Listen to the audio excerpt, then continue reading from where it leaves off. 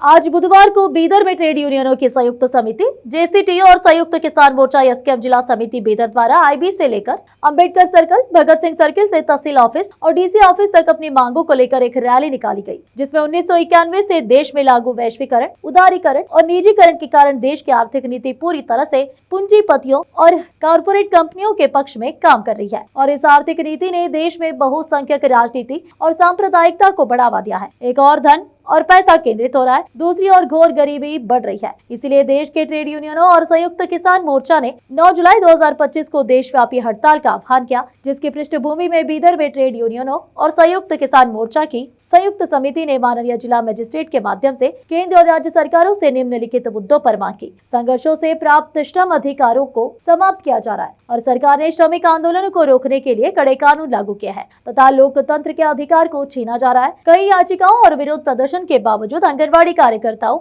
आशा कार्यकर्ताओं और गर्म भोजन श्रमिकों को नियमित करने के लिए कोई कार्रवाई नहीं की गई है। हम उन्हें सरकारी कर्मचारी मानते हैं और आज की आम हड़ताल के माध्यम से मांग करते हैं कि उनका वेतन 25,000 रुपए किया जाए। निर्माण श्रमिकों और गिग वर्कर्स जो असंगठित श्रमिक है, उनको भी सभी प्रकार की सामाजिक सुरक्षा प्रदान की जाए। कृषि श्रमिकों के लिए अपना स्वयं का कल्याण बोर्ड बनाया जाए। बगैर हुक्म काश्तकारों पर वन अधिकारियों और पुलिस द्वारा किए जा रहे अत्याचारों को रोके और लंबित फॉर्म संख्या 50, 53 और 57 के निपटारे का तुरंत आदेश जारी करे। बीदर सरकारी चीनी मिल हलीकेड़ा बी तालुका उमनाबाद में बीदर जिला बीदर को पुनः चालू किया जाए। प्रबंधन बोर्ड को समाप्त किया जाए। राज्य सरकार औद्योगिक विकास के नाम पर ग्रामीण बेंगलुरु में देवनहल्ली के निकट लगभग 13 गाँव के किसानों की लगभग 1800 एकड़ भूमि का अधिग्रहण बंद करे। 10 किसानों की भूमि चली गई है, उन्हें आज के बाजार मूल्य पर भूमि का मुआवजा दिया जाना चाहिए। इन सभी मांगों को लेकर आम हड़ताल के माध्यम से प्रतिरोध शुरू किया जाना चाहिए। उपरोक्त बिंदुओं के संबंध में केंद्र और राज्य सरकारों को उनके मंडल के माध्यम से एक याचिका प्रस्तुत की गई है।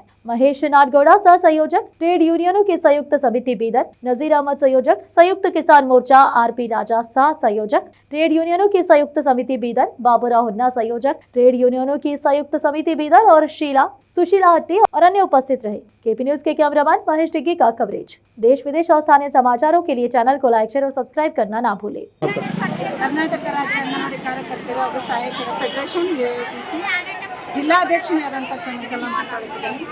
ಇವತ್ತು ಎಲ್ಲ ಕಾರ್ಮಿಕ ವರ್ಗದವರು ಹೋರಾಟಕ್ಕೆ ಬೀದಿಗಿಳಿದಿದ್ದೆವು। ಇವತ್ತು ಮಹಿಳೆಯರೆಲ್ಲ ಬೀದಿಗಿಳಿಬೇಕಾದ್ರೆ ಕೇಂದ್ರ ಸರ್ಕಾರ ಮತ್ತು ರಾಜ್ಯ ಸರ್ಕಾರ ಕಾರಣ ಅಂತ ಹೇಳಕ್ಕೆ ಇಷ್ಟಪಡ್ತೀನಿ। ಇವತ್ತು ನಮ್ಮ ಅಂಗನವಾಡಿ ಕಾರ್ಯಕರ್ತರು ಗೌರವಧನದಲ್ಲಿ ದುಡಿತಾ ಇದ್ದಾರೆ, ಅದರ ಗೌರವ ರೂಪದಲ್ಲಿ ಸರ್ಕಾರ ನೋಡ್ತಾ ಇದೆ। ಯಾಕಂದರೆ ಇವತ್ತು 9ನೇ ಕ್ಲಾಸು 10ನೇ ಕ್ಲಾಸ್ ಪಾಸ್ ಆದಂಥ ಅಂಗನವಾಡಿ ಕಾರ್ಯಕರ್ತರಿಗೆ ಅಪಾಯಿಂಟ್ಮೆಂಟ್ ಮಾಡ್ಕೊಂಡಿದ್ದಾರೆ ಹಿಂದೆ। ಆದರೆ ಈಗ ಮೊಬೈಲ್ ತಂದುಬಿಟ್ರೆ ಅದು ಡಬ್ಬಾ ಮೊಬೈಲ್ ಅದ, ಆ ಡಬ್ಬಾ ಮೊಬೈಲ್ನಿಂದ FRS ಮಾಡಿರಿ, ಪೋಷಣ್ ಟ್ರ್ಯಾಕ್ ಮಾಡಿರಿ, ಆಮೇಲೆ ಫೋಟೋ ಕ್ಯಾಪ್ಚರ್ ಮಾಡ್ರಿ ಅಂತ ಬಹಳಷ್ಟು ತೊಂದರೆಗೊಳಗಾಗ್ತಾ ಇದ್ದಾರೆ ನಮ್ಮ ಅಂಗನವಾಡಿ ಕಾರ್ಯಕರ್ತರು। ತಕ್ಷಣ ಅದು ತಡೆ ಹಿಡಿಬೇಕು। ಸರ್ಕಾರ ಕೇಳಕ್ಕೆ ಇಷ್ಟಪಡ್ತೇವೆ, MA ಬಿಡ್ದು LLB ಓದಿನವ್ರಿಗೆ ತಗೊಂಡು ಈ ಕೆಲಸ ಮಾಡಿಸ್ಕೋಬೇಕು। ಆದ್ರೆ ಫೋಟೋ ಕ್ಯಾಪ್ಚರ್ ಮಾಡ್ಬೇಕಾದ್ರೆ ಯಾರಿಗೂ ಟ್ರೈನ್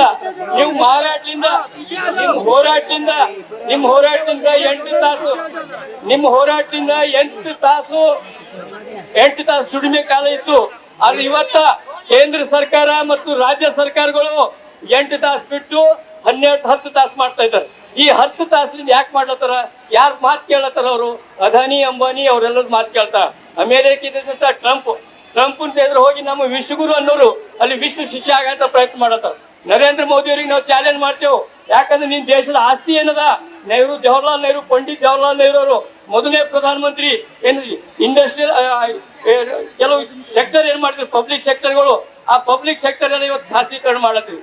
ದೇಶಕ್ಕೆ ನಮ್ಮಲ್ಲಿ ನಾಡುನುಡಿ ಅದ, ಮೈಲಾರ ಅಂಗಡಿ ಹೋಗ್ರಿ ಅಥವಾ ಬೇರೆ ಅಂಗಡಿ ಹೋದ್ರಿ, ತಂದಿ ಕಟ್ಟಿದ್ದಂತ ಆಸ್ತಿ ಮಗ ತನ್ನ ಮನಸ್ಸಿಗೆ ಬಂದಾಗ ಮಾಡ್ತಾ ಇರ್ತಾನೆ। ಹೀಗಾಗಿ ಪಂಡಿತ್ ಜವಾಹರ್ಲಾಲ್ ನೆಹರು ಅವರು ಮೊದಲನೇ ಪ್ರಧಾನಮಂತ್ರಿಯವರು ಏನು ಆಸ್ತಿ ಮಾಡಿದ್ರು, BHL ಆಗ್ಲಿ, ಬ್ಯಾಂಕ್ಗಳಾಗ್ಲಿ ಅಥವಾ ಬೇರೆ ಬೇರೆ ಪಬ್ಲಿಕ್ ಇಂಡಸ್ಟ್ರಿಗಳಲ್ಲಿ ಇವತ್ತ ಮೋದಿ ಅವರು ಮಾಡ್ತಾ ಇದ್ದಾರ।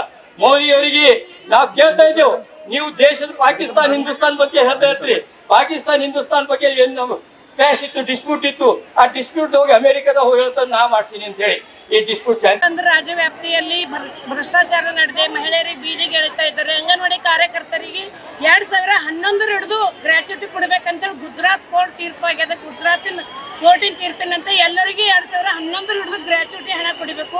ಭಾಳ ನಮ್ಮ ಅಂಗನವಾಡಿ ಕಾರ್ಯಕರ್ತರಿಗೆ ಡ್ಯೂಟಿ ಮುಗಿದು ಮನೆ ಕುಂತಾರೆ 11 ಹಿಡಿದು ಭಾಳ ತೊಂದರೆ ಆಗ್ತೈತೆ. ಅವ್ರಿಗೆ ಮನೆ ಮಕ್ಕಳು ಸಸ್ತರು ಅನ್ನ ಆಗ್ತಾ ಇಲ್ಲ, ಮನೆ ಪರಿಸ್ಥಿತಿನೂ ಭಾಳ ಕೆಟ್ಟದ. 2003 ಹಿಡಿದು ಅಷ್ಟೇ ಕೊಡ್ಲತ್ತಾರ. ನಮ್ಮ ಅಂಗನವಾಡಿ ಕಾರ್ಯಕರ್ತರಿಗೆ ಏನಾಗ್ಯದ ಅಂದ್ರೆ ಹೊಟ್ಟೆಗೆ ಇಟ್ಟಿಲ್ದ್ರ ಜುಟ್ಟಕ್ಕೆ ಮಲ್ಲಿಗೂ ಅಂದಿರಂತ. ಇದ್ದಿಂದ್ರಾಗೆ ಮಕ್ಕಳು ಕಡಿಮೆ ಆಯ್ತಾರಂದ್ರೆ ಹೊಸ ಅಂಗನವಾಡಿ ಕೇಂದ್ರನೇ ಕೊಡ್ಲತ್ತಾರ. ಅದಕ್ಕೆ ಬಜೆಟ್ ಅದಂತ. ಇದ್ದವ್ರಿಗೆ ಪಗಾರ ಕೊಡ್ಲಿಕ್ಕೆ ಸರ್ಕಾರ ಮೇಲೆ ಬಜೆಟ್ ಇಲ್ಲಂತ. ಎಂತ ಮಾನಗೆಟ್ಟು ಲಜ್ಜೆಗೆಟ್ಟು ಸರ್ಕಾರ ಇದು ಕೇಂದ್ರ ಸರ್ಕಾರ ಕೆಲಸ ಮಾಡ್ತಾ ಇದೆ. ಇದ್ದಷ್ಟೇ ಅಂಗನವಾಡಿಗೆ ಹೆಚ್ಚಿಗೆ ಮಕ್ಕಳು ಬರ್ತಾರ, ಹೆಚ್ಚಿಗೆ ಪಗಾರ ಮಾಡಿ ಒಳ್ಳೆ ರೀತಿಯಿಂದ ನಡ್ಸ್ಕೊಂಡು ಹೋಗ್ಬೇಕಂಬೋದಿಲ್ಲ. ಬರೀ ಅಂಗನವಾಡಿ ಬಿಡುಗಡೆ ಮಾಡ್ಲಕ್ಕೆ ದುಡ್ಡು ಅದಂತ ಇವ್ರಿಗೆ. ಈ ಉಳಿದವ್ರು ಕೆಲಸ ಮಾಡ್ಲತ್ತಾರ 40 ವರ್ಷ 42 ವರ್ಷದಿಂದ. ಅವ್ರಿಗೆ ಪಗಾರ ಕೊಡ್ಲಕ್ಕೆ ಇವ್ರಿಗೆ ಕೆಲಸ ಇಲ್ಲ ಅಂತ, ಅವ್ರಿಗೆ ಬಿಲ್ಡಿಂಗ್ ಕೊಡ್ಲಕ್ಕೆ ಇವ್ರಿಗೆ ಕೆಲಸ ಇಲ್ಲ ಅಂತ. ಅದಕ್ಕೆ ಸರ್ಕಾರ ಯಾವುದಕ್ಕೆ ಭೀ ಹಣ ಬಿಸಿ ಊಟ ನೌಕರ ಸಂಘದ ಜಿಲ್ಲಾ ಅಧ್ಯಕ್ಷ ನಾನು ರೇಖಾ ಹನುಮಂತೂರ್ಕರ್ ಅಂತ. ಇವತ್ತು ಬಿಸಿ ಊಟ ನೌಕರನಾಗಿ ಕೆಲಸ ಮಾಡ್ತಾ ಇದ್ದೀವಿ. 24 ವರ್ಷದಿಂದ ಕೆಲಸ ಮಾಡ್ತಾ ಇದ್ದೀವಿ. 24 ವರ್ಷದಿಂದ ಬರೀ ನಮ್ಗೆ 4,600 ರೂಪಾಯಿ ಸಂಬಳದೊಳಗೆ ದುಡಿತಾ ಇದ್ದೇವೆ. ಮೊದಲ ಬರೀ ಅನ್ನ ಸಾರು 2002 ಬರೀ ಅನ್ನ ಸಾರು ಅಷ್ಟೇ ಮಾಡ್ತಾ ಇದ್ದೀವಿ.